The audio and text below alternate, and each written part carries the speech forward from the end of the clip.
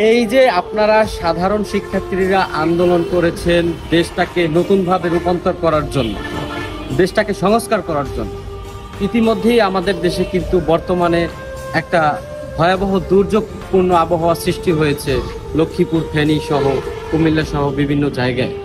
তো আপনারা যদি সঠিক শিক্ষার্থী হয়ে থাকেন, আপনারা যদি মেধাবী শিক্ষার্থী হয়ে থাকেন, আপনারা যদি আর্থমানবতার কাজ করে থাকেন, আপনারা যদি মানুষের ভাগ্য উন্নয়নের লক্ষ্যে আন্দোলন করে থাকেন, তাহলে এই মুহূর্তে আপনাদের উচিত বন্যার্ত এলাকায় গিয়ে সব শিক্ষার্থী মিলে বন্যার্তদের পাশে দাঁড়ানো।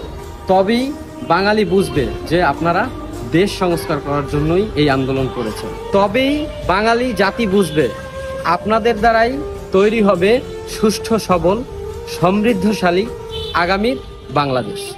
তো এখন আর এই রাজনৈতিক দিক বিবেচনা না করে মানবিক উন্নয়নের লক্ষ্যে আপনারা যারা মেধাবী শিক্ষার্থী আছেন, যদি সত্যিকার অর্থে মেধাবী হয়ে থাকেন, চলে যান বন্যা দুর্গত এলাকায়, যে যার মতো যতটুকু পারেন বন্যার্ত মানুষের পাশে দাঁড়ান। আমি একজন সাধারণ নাগরিক হিসেবে এটাই আপনাদের কাছে চাওয়া পাওয়া।